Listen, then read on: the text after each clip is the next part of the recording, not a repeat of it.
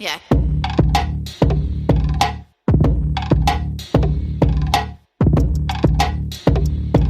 Welcome to the Rhinebeck Scoop. I'm your host, Jennifer C., and I'm dishing out social commentary about our beloved town, Rhinebeck. This is your show. So give me topics you would like me to discuss, DM me, email me, or leave me a voicemail. I will keep you anonymous unless you specify. Okay, so Matty, we are switching the order today a little bit. We always do Boujee Banter first, but we are doing white people problems first. I know. Okay. Exciting. So let's talk about all the fucking construction all over the place. Now, I know it happens every summer. Obviously, like they do construction during the summer. I've lived in many states. It's just a normal thing.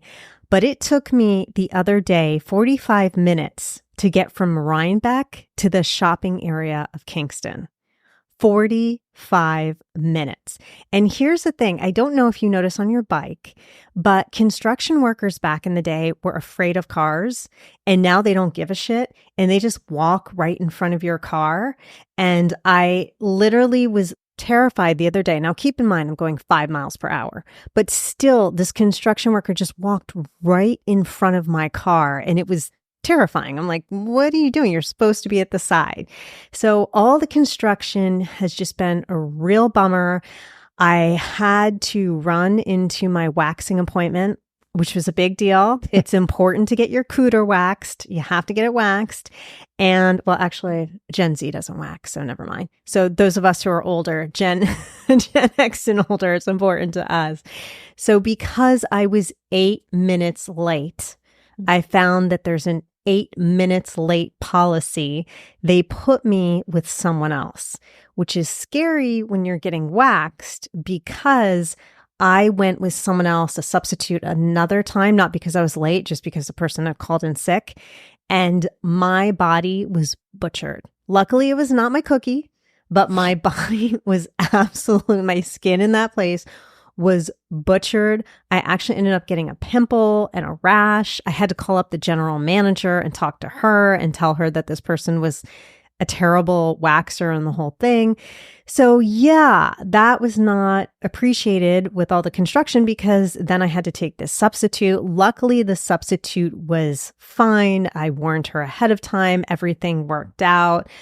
But also I was thinking about, as I was going over the Rhine Cliff Bridge, that article from the Hudson Valley Pilot resurfacing in my mind. Did you read it? No. Okay. So Michael Frank wrote that only 73 of 333 bridges in Dutchess County are in good condition.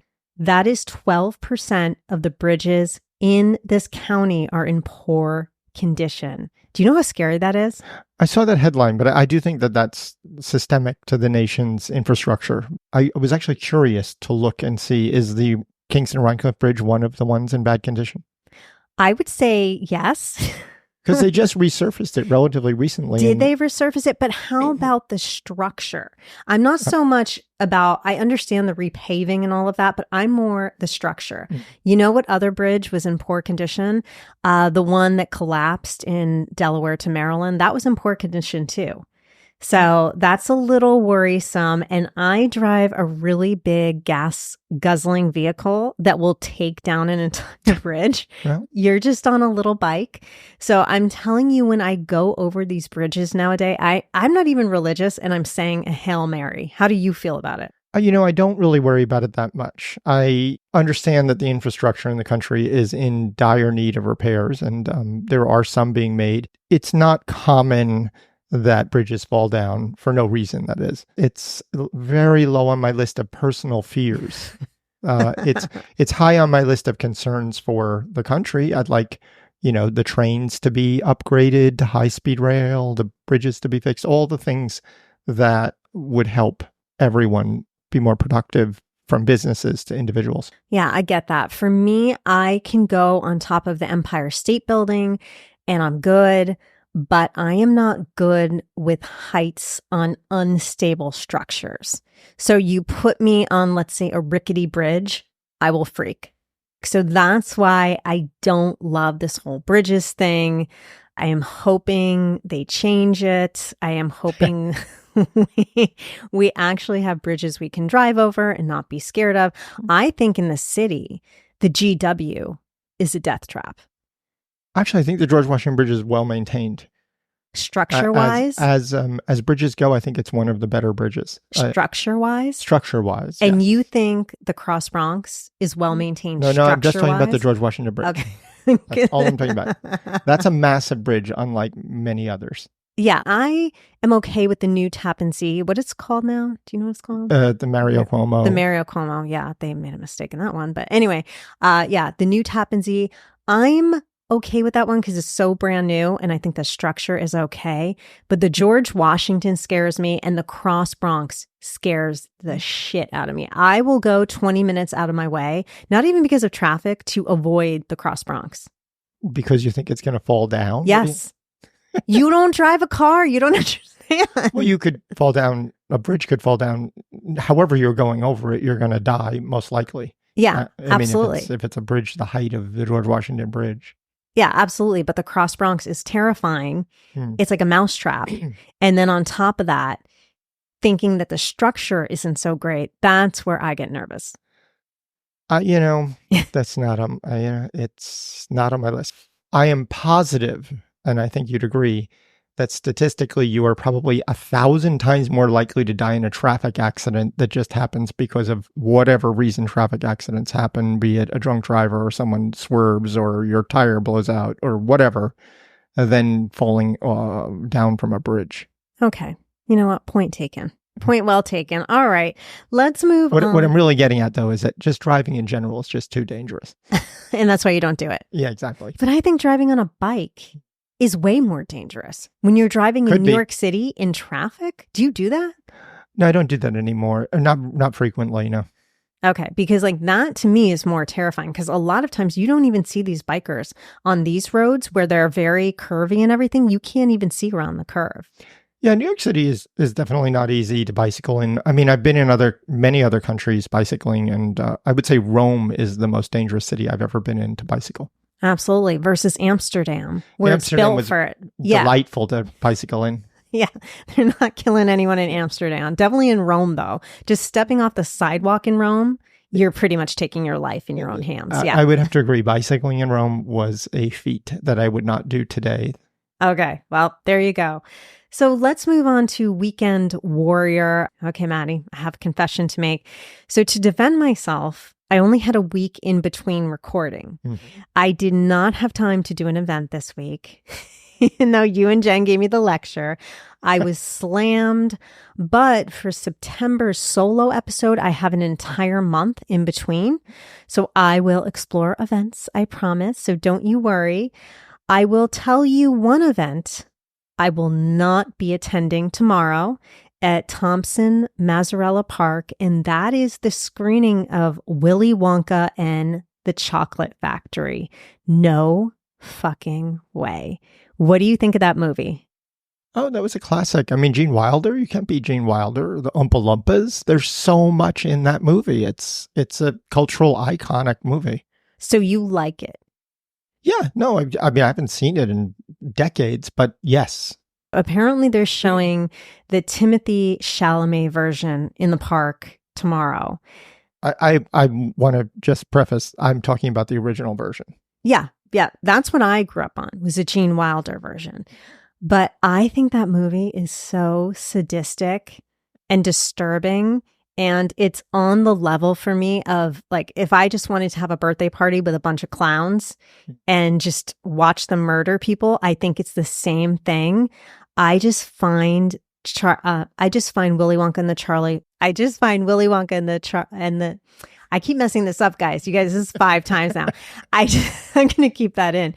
I just find Willy Wonka, that movie is just too disturbing for me. When the girl turns into a blueberry, and then they take a kid, and I think he falls into the hot river of fudge, if I remember correctly. And so it's Willy Wonka who comes across to me as a child molester, and then he's just killing children off one by one.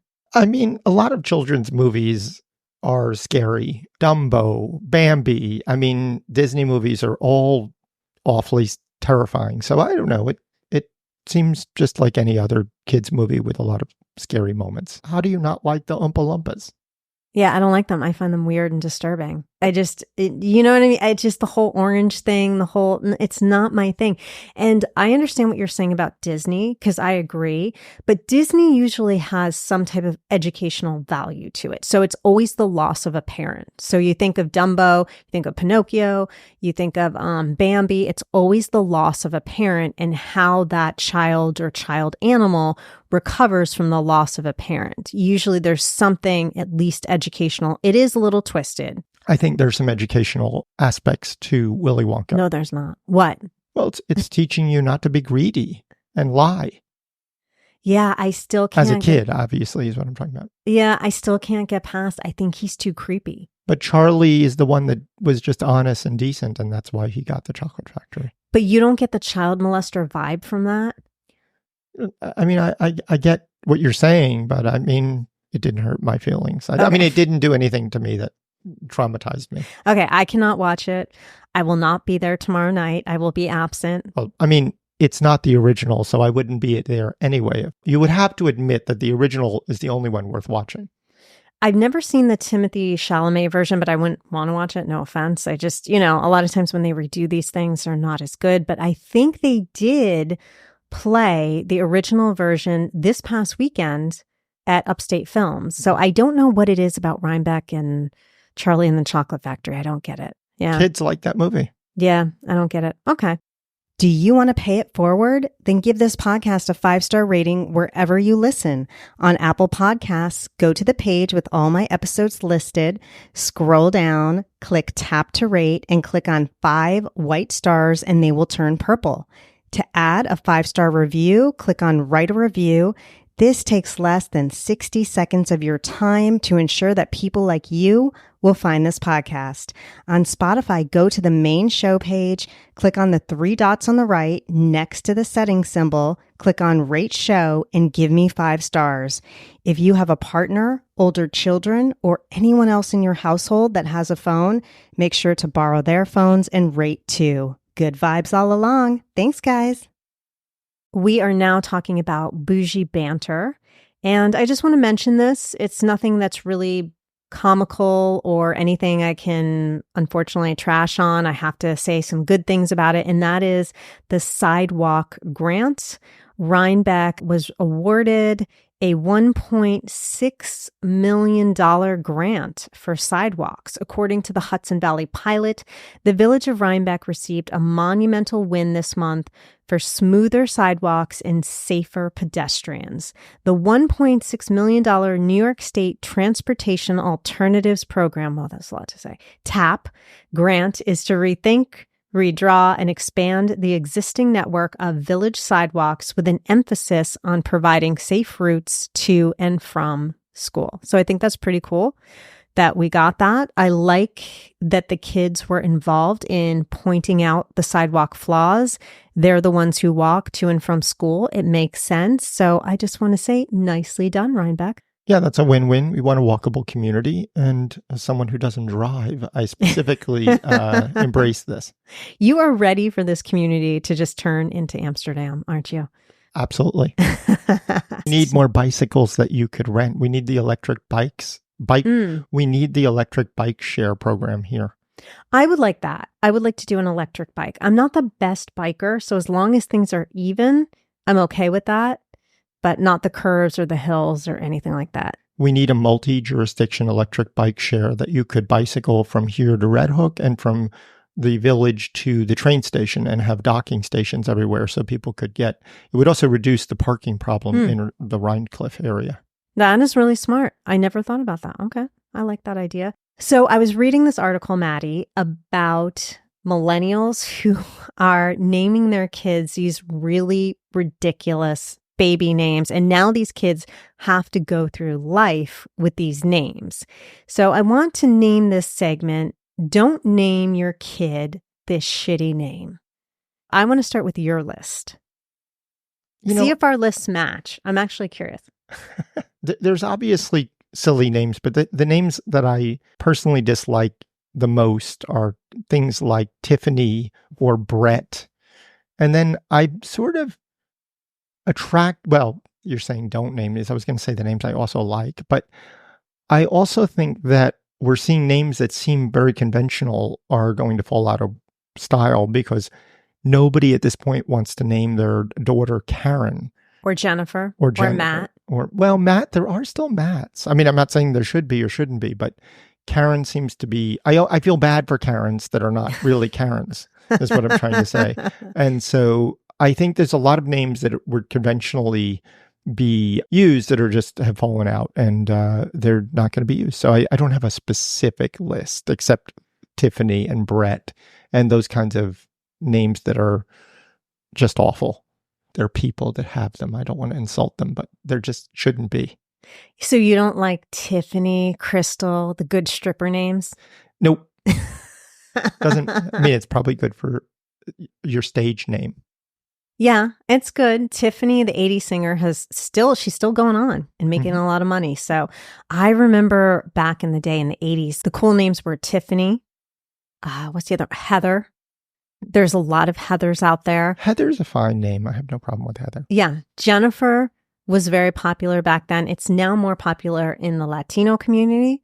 But yeah. So here's my list. You ready? Mm-hmm. The funniest baby names for me are Maverick. I actually know two people who name their kids Maverick. And I think that's absolutely ridiculous because either you're naming your kid that and you want the kid to live up to the name, which is actually not very good when you think about it, or they're just a meek, mild kid and now their name is Maverick. I just think it's terrible. I think it's weird when people spell Jennifer, Jason weird ways instead of just the conventional way. And now I have to spell my name all the time. I have to be like Jennifer because people spell it so strangely these days. I think that's kind of funny.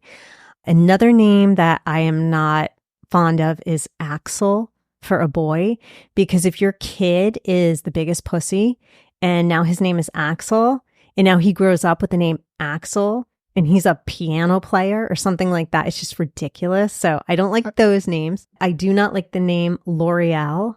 That's a popular one, named after a makeup brand. Ezekiel, Mordecai. Well, those are biblical names. Yeah, they're biblical, but they're ugly. And Mordecai is from Children of the Corn. Mordecai is from Children of the Corn. Do you remember? That was the main character, I think, was Mordecai. Well, it was in that. Yes, but it wasn't, it was used before that. Yeah, it was used way before that. But I just think it's a horrible, like, really, that's what you're going to name your kid? People are naming their children Khaleesi after, Game of Thrones? Mm. So I think that's pretty bad. And I really... That won't age well. No, that will not age well.